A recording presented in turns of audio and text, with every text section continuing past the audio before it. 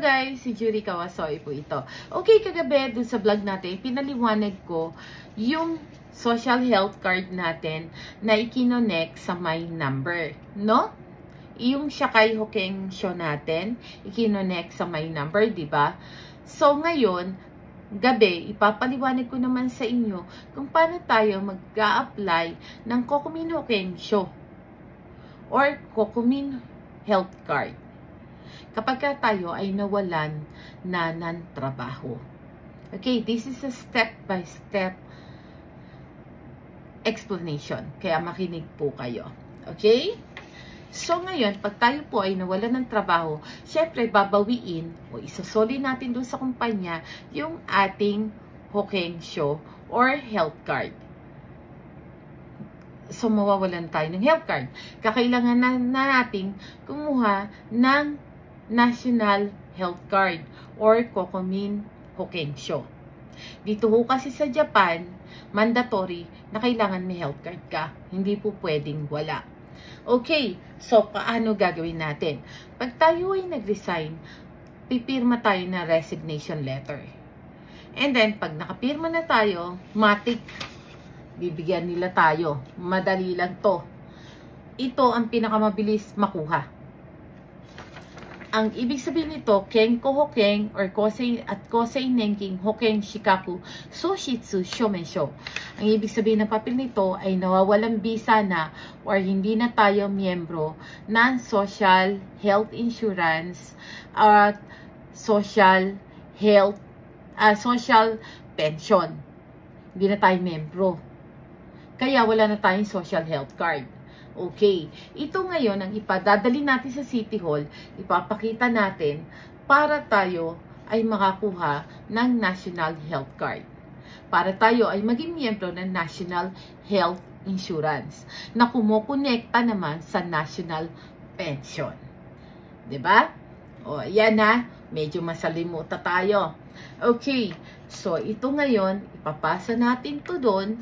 The same day, magagamit na natin yung may number natin na kinapapalooban na record natin na tayo nakapag-apply na ng National Health Card, National Health Insurance. Okay? National Health Insurance. So, yung record natin ay ma-finalize within 1 to 3 days. Yon ang sabi sa akin sa City Hall. Pagkatapos, yung billing, 'di ba? May nagtanong, paano ang bayaran?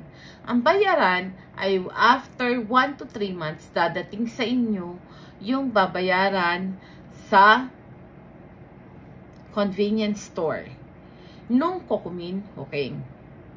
No? Or kung meron kayong accredited bank na pwede nyo ikabit para sa inyong Kokumin Hokeng, ay pwede nyo iparegister para doon na malalaglag yung bayarin sa Kokumin Hokeng. Tandaan nyo, ang Kokumin Hokeng ay nakabase sa kinita nyo last year. Kokumin Hokeng ay nakabase po sa kinita nyo last year, hindi this year. No? Tandaan nyo po yan, ha? Kaya, importante itong papel na to. Tatandaan nyo, once na tumigil kayo, humingi po kayo nito. Kenko Hokeng, Shakay Hokeng, Kosei Nenking, Soshitsu Todoke Shomensho. Sorry.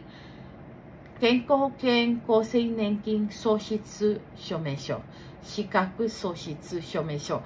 Nakakabulol sabihin. Nakakabulol po sabihin. Pero isasama ko po to sa title, sa description. Okay? So guys, sana mayroon akong naibahagi sa inyo about this one. Kung may magtatanong at gusto yung ipaliwanag ko uli sa inyo, pwede ko naman kayo bigyan ng time. Pero alam nyo yun na yung drill. 'Di ba?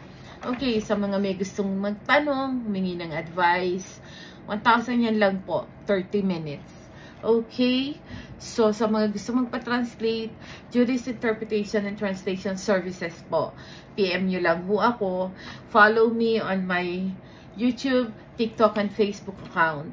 Maraming salamat po sa mga nagtitiwala.